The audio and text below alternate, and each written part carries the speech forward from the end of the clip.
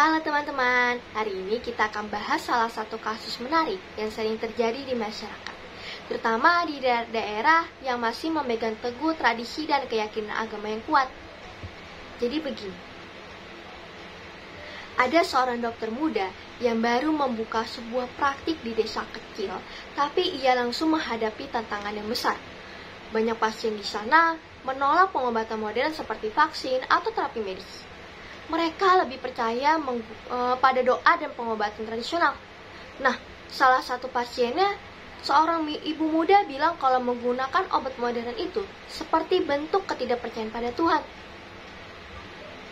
Nah, dari kasus tersebut muncullah pertanyaan, bagaimana sih filsafat ilmu dapat membantu menjembatani antara ilmu kedokteran dan keyakinan agama? Jadi jawabannya, kita bisa pakai pendekatan epistemologi, yaitu cabang filsafat ilmu yang membahas tentang bagaimana pengetahuan diperoleh.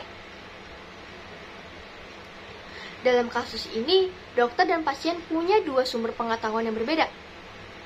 Dokter mengandalkan ilmu empiris, artinya pengetahuan yang berdasarkan bukti, riset, dan uji klinis. Sedangkan pasien mengandalkan pengetahuan tradisional dan spiritual yang diturunkan dari generasi ke generasi dan sangat dipengaruhi oleh keyakinan agama. Filsafat ilmu mengajarkan kita untuk tidak langsung menolak salah satu bentuk pengetahuan, tapi mencoba memahami dari mana asal pengetahuan itu dan bagaimana cara orang meyakininya. Dengan pemahaman ini, si dokter bisa mulai berdialog dengan pasien bukan untuk memaksakan, tapi untuk membangun jembatan kepercayaan. Misalnya, dokter bisa menjelaskan bahwa pengobatan modern bukan untuk menggantikan iman, tapi sebagai bentuk usaha yang juga bisa jadi bagian dari rencana Tuhan. Nah, ini bisa membuka pintu dialog yang lebih sehat antara ilmu dan iman. Lalu, apa peran etika dalam pengambilan keputusan seperti ini? Etika dalam dunia medis punya peran penting.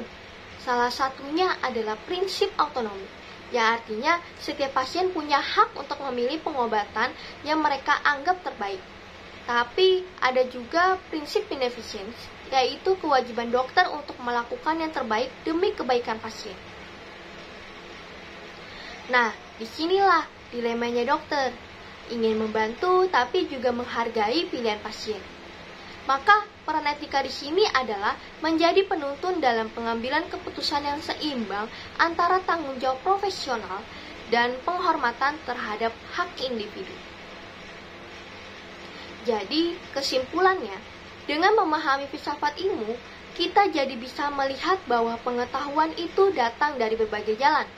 Dan lewat etika, kita bisa memilih cara bertindak yang bijak, manusiawi, dan tetap menghormati perbedaan. Dokter tidak harus memaksakan, tapi bisa menjadi pendamping yang sabar dan penuh pengertian. Nah, jadi seperti itu teman-teman. Semoga penjelasan ini membantu kita semua melihat bahwa ilmu dan keyakinan tidak harus saling bertentangan. Justru saling melengkapi asal kita mau mendengar dan memahami satu sama lain. Nah, jadi seperti itu teman-teman. Sekian, wassalamualaikum warahmatullahi wabarakatuh.